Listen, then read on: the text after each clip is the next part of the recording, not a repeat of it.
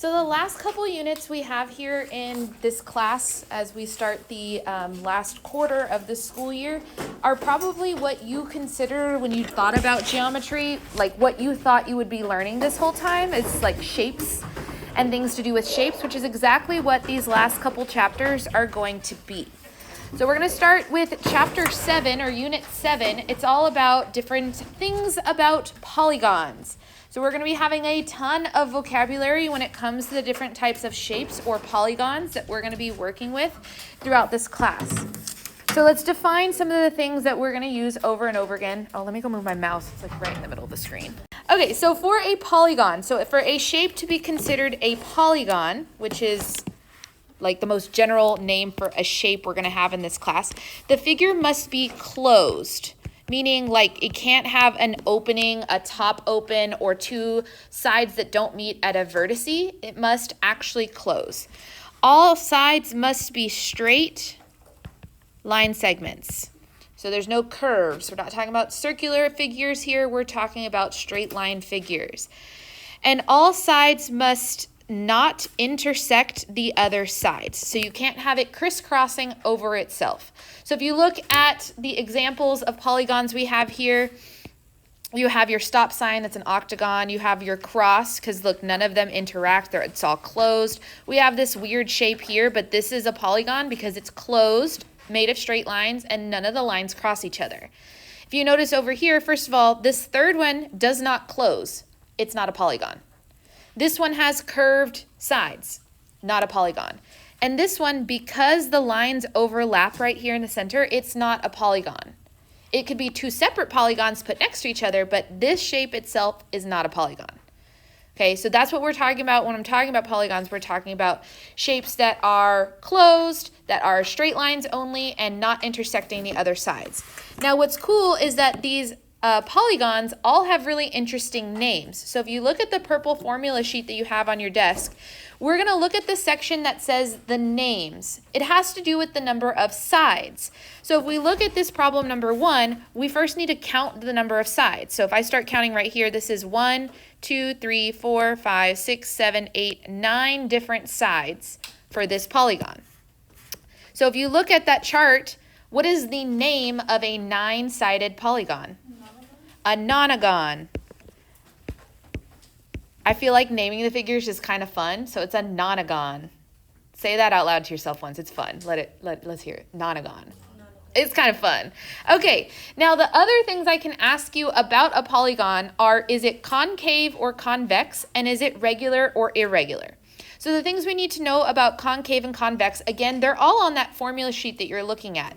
The formula sheet says for concave that it's very top corner. It says diagonals are all in the interior, or that's convex. Concave says one or more diagonal is on the exterior.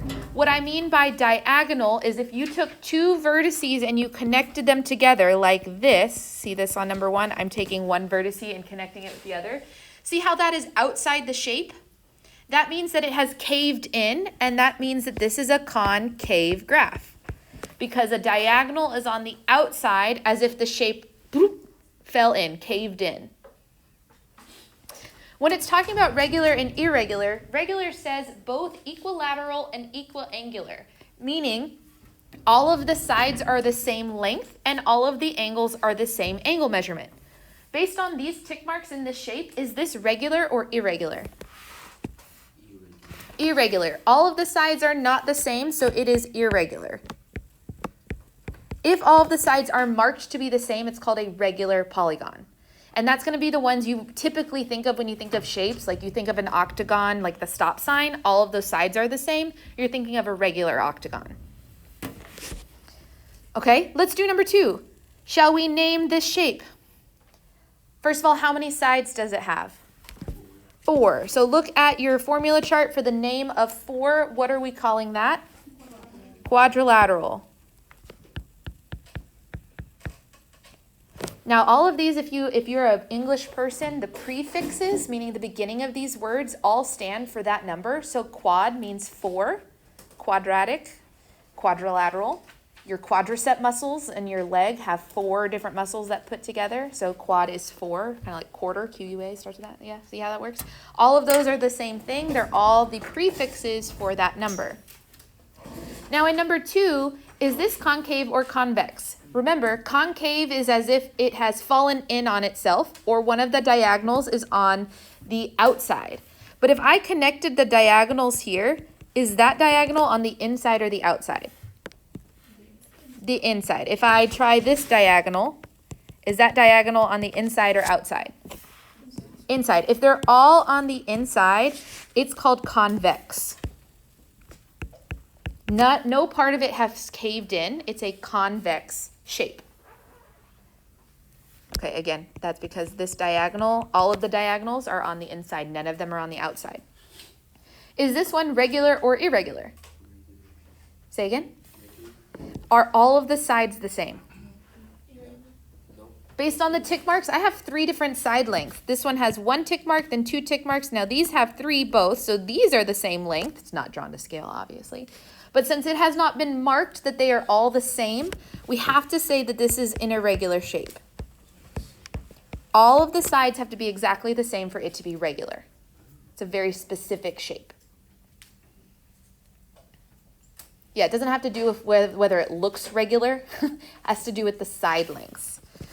Now in number 3, we're going to get creative for a second. We're going to draw a concave pentagon named PENTA, so those will be the letters on the vertices, with the sides such that PE is equal to EN, which is equal to NT. So let's start at the beginning. Pentagon, how many sides will this have? 5 sides. So we know we're going to have to make 5 sides. It says concave, which means that one of the diagonals has to be on the outside, or part of the shape has to look like it's fallen in or caved in.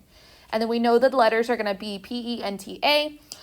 The last thing here says that the 3 sides should be the same. So I'm going to make sure that the PE, the EN, and the NT sides are all exactly the same length. Let's start there.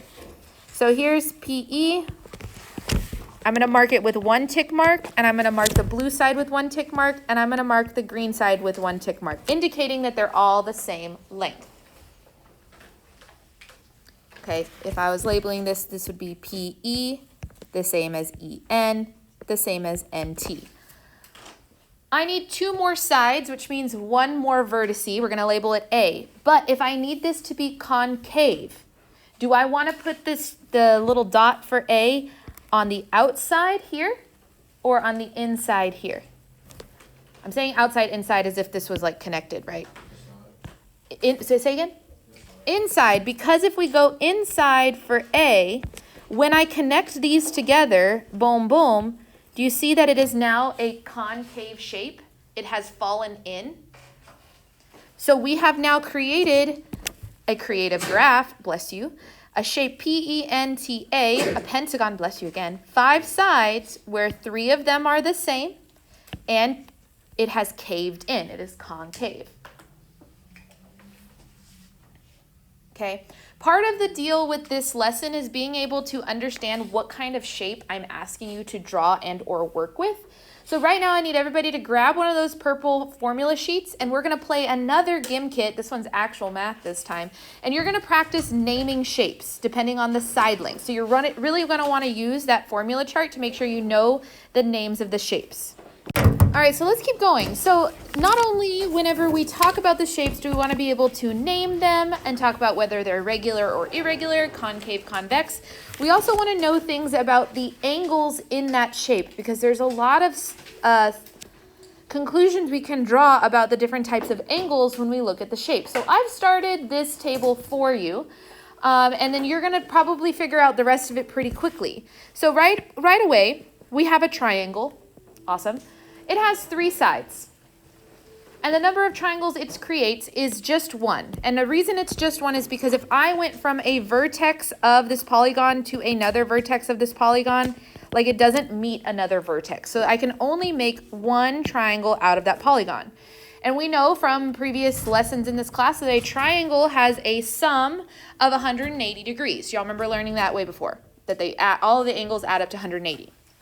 Well, if we start applying that to larger shapes, shapes with more sides, like this one, our quadrilateral, it has 4 sides, and the number of triangles it can create is 2, because if you went from one vertex across to the other one, do you see how that splits it into 2 triangles? So it makes 2 triangles, and I'll tell you right now that the sum or total of the interior angles for a quadrilateral is 360 degrees. Let's see if we can figure out the rest. First things first, how many sides in this one? 5 sides. Okay, now how many triangles can I create from one single vertex? So with your pencil, I want you to start at this top vertex, and I want you to draw a dashed line down to one of the other vertices. I've made one more triangle, yeah? This part on the side. From that same vertex, though, I want to go to one of the other vertices. How many triangles did I make when I started chopping this shape up? 3.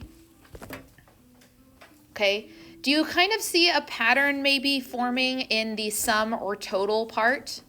What did I do to get from a 180 to 360? Say again? I doubled it, right? Okay, so instead of doubling it, if I was adding or subtracting something, what did I have to add to 180 to get to 360? Because you're right, it's doubled. I'd have to add 180. So what if we took 360 and we added 180? In your calculators, if you grabbed one, what is 360 plus 180? Or in your brain, if you can do that in your brain. 540 degrees. Okay, seems pretty good. Let's go to the next one. How many sides in that other row? 6. Let's try splitting it into multiple triangles. This time I want you to start from this bottom vertex.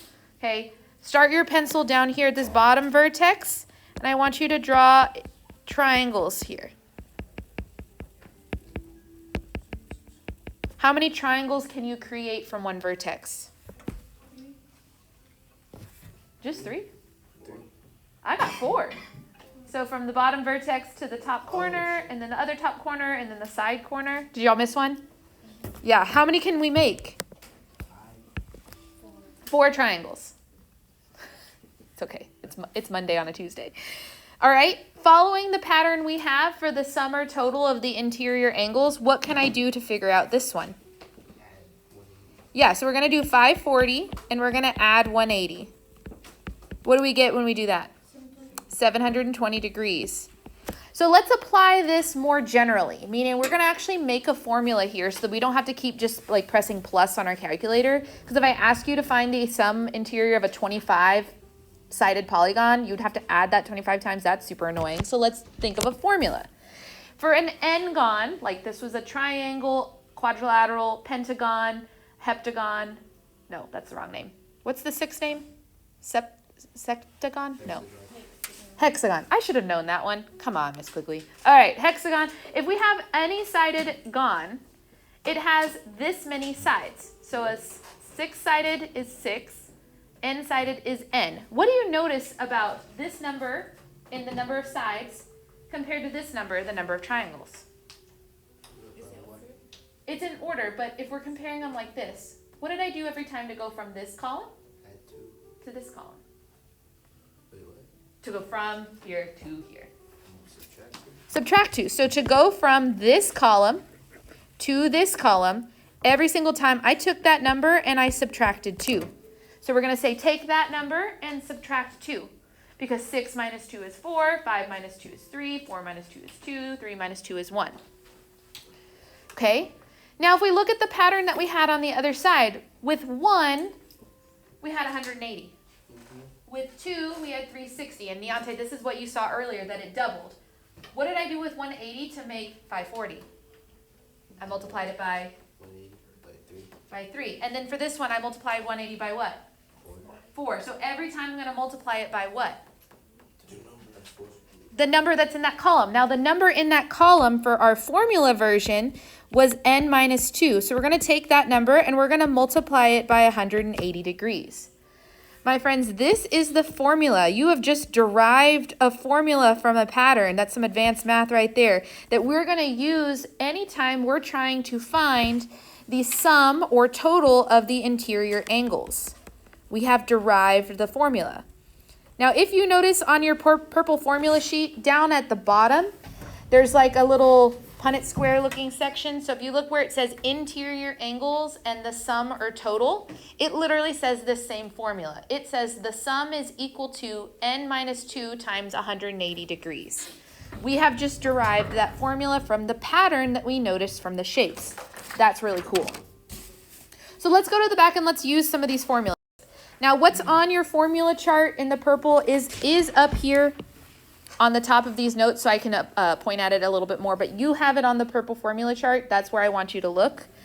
When we're talking about interior and exterior angles, notice in the image, and this was cooler when it was like color-coded on my computer, which obviously it doesn't print in color.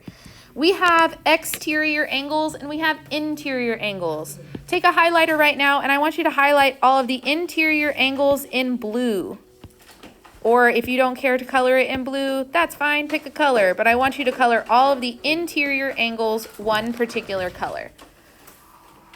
Because when I ask you about interior angles, that's what I'm asking for, is straight up the angles that are inside the shape.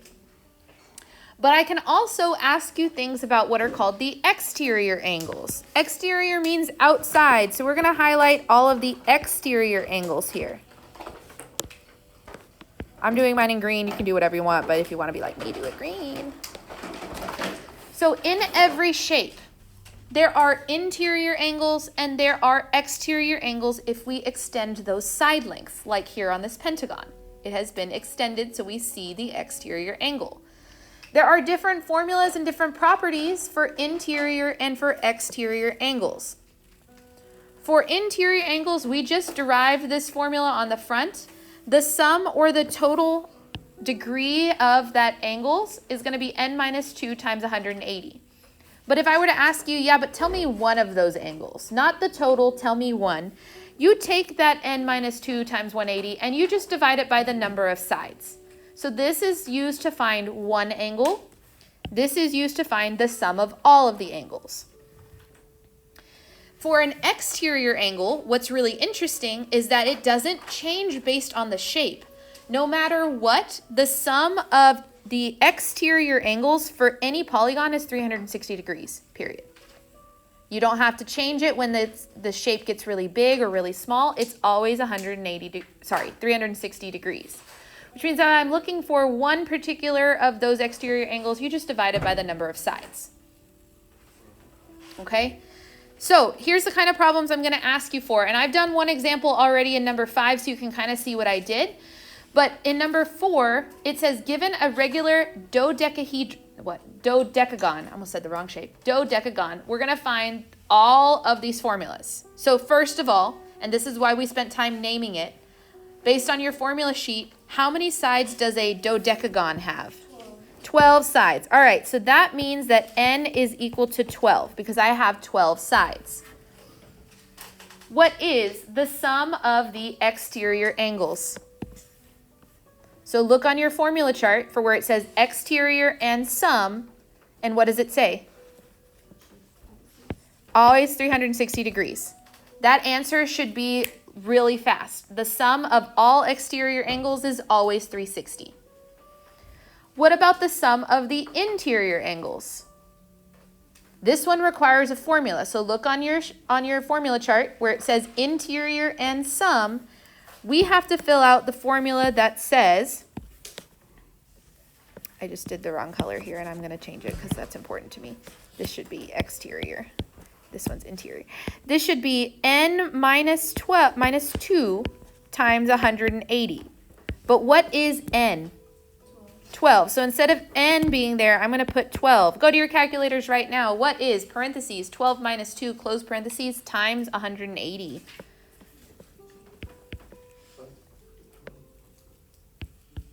I heard somebody say it already. 1800, 1,800 degrees. That's a lot of degrees, but this is a large shape. It has 12 sides. Okay, well, what is the measure of one exterior angle? So look on your formula sheet where it says exterior angle and one angle. It has a formula that says you're going to do 360 divided by n, but what is n for this problem? 12. So in your calculator, what is 360 divided by 12? 30 degrees. Very good. That's the sum of each exterior angle. And if we're trying to find the sum of the measure of one interior angle, we use that formula on the formula sheet, which says 12n minus 2 times 180 divide by 12. And what is 12 minus 2 times 180 divided by 12? Something. Yeah, give me that something though. As a hint, you could just take this number and divide it by 12.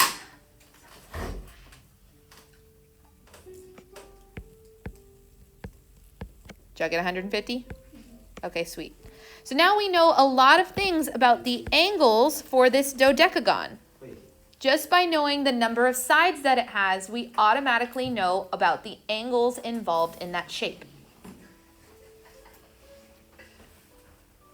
Yes? Now these formulas are going to be helpful for you. You have your purple formula chart. Part of the trick with these questions is making sure you know which formula you're using based on the question. So that's the next gym kit we're going to play today, just to get some repetition of picking the right formula. We've got one more, and you're going to use the formulas just in this like section of the notes or on the bottom of the purple formula chart. Let me get the code up there. You're probably thinking, wait, Miss Quigley, there's a whole bunch of examples down at the bottom of this notes that we didn't go over, and you're about to have us go do levels. I know. At this point, you can see what's happening in each of these problems as I've written them down. So when you get to a problem on your levels, I'd rather you have to expend the brain power to figure out what's going on with my example, or call me or Mr. Williams, good morning, Mr. Williams, over to help you while you're working through your levels. So our goal is to get through 6 levels today. How many levels?